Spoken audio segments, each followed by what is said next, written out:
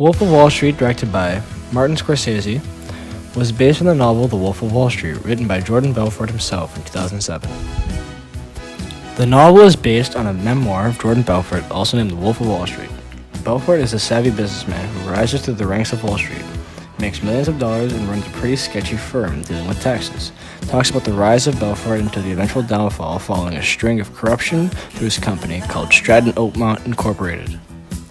How did Belfort get so successful? He used big IPOs to lure buyers in. One of the most famous IPO ventures was the one Belfort had with Steve Madden, the owners of a famous shoe company, even today. He managed to earn their trust and then get them to inflate a number of cheap stocks in a process called the pump and dump. Basically, Belfort, Danny, and in this case Steve Madden, owned 85% of the stock, and once the stock rose, they sold it and ended up earning millions of dollars. This was faster than winning the lottery. This pump and dump scheme worked, and this scheme is exactly how it happened in real life. This also ended up getting Steve Madden busted, and in 2002, Madden was sentenced to prison for 31 months and released in 2005. Luckily enough, once released, he bounced right back into his company and saw his revenue grow and is still successful to this day. Belfort spent endless days using cocaine and lewds. Quaaludes is the way Belfort referred to lewds for short, which he did a lot of. In the scene depicted here shows how Belfort was obsessed with taking these lewds, and the drug use was rampant in the movie. In the novel, Belfort used the pain in his legs and back as the reason why he took so many. However, every time Belfort was faced with a risky situation, he managed to use the lewds to somehow mask all the bad things he was doing. Belfort was so drugged up one night that he took his Mercedes out for a drive, damaging 7 different cars and a whole lot of properties while attempting to drive home while under the influence of lewds. He woke up to police officers arresting him for this drug-induced drive and damage. However, Martin Scorsese wanted the Mercedes to be the white Lamborghini from Miami Vice.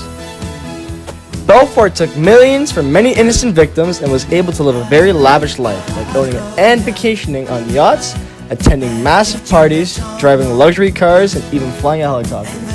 In this particular scene, this is one of the hardest scenes to actually watch in the movie, and it is when a sober Jordan is hitting his wife, finds a hidden stash of cocaine, snorts a whole bunch of it, rips his sleeping daughter from out of her own bed, putting her into a car, bursting out of the garage door, and crashing into a pillar on their driveway.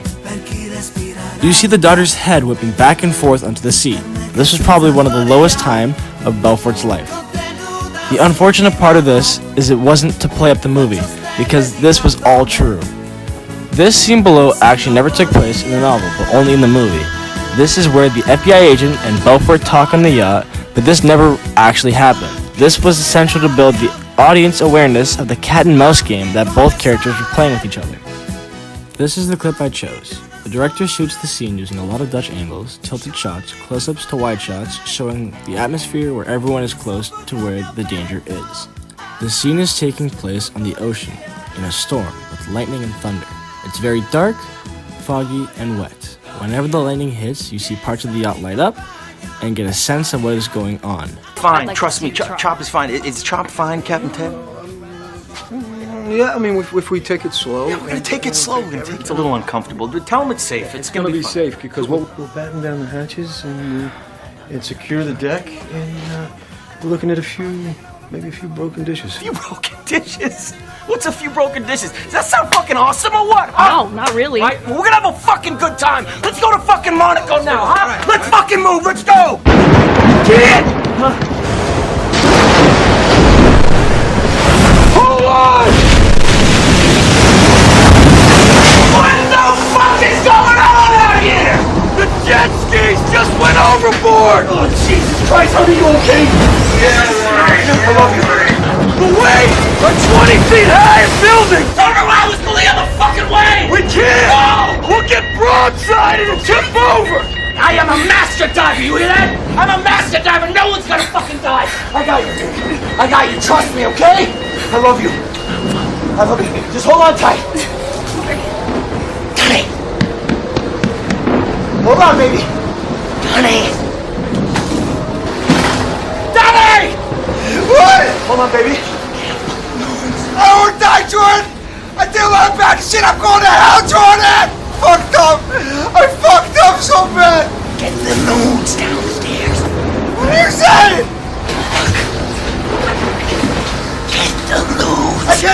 There's flooding 3 feet of water down there! I will not die sober! Get those fucking loads! Okay! Go! Okay! Where's he going? No, baby! Johnny! He's Is he fucking crazy? No, baby!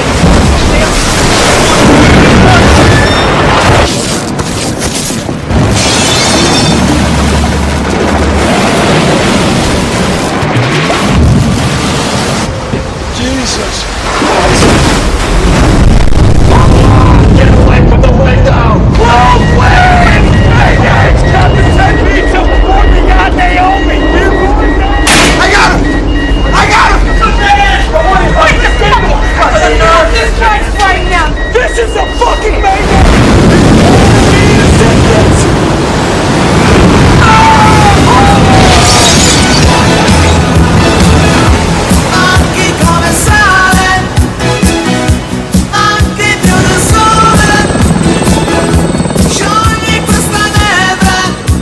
The nice thing about getting rescued by Italians is that they feed you, make you drink red wine, then you get to dance.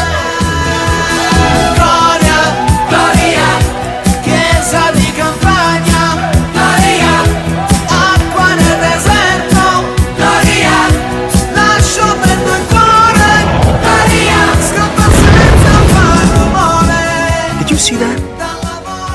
That was the plane I sent to come get us. I shit you not, it exploded when a seagull flew into the engine. 3 people killed.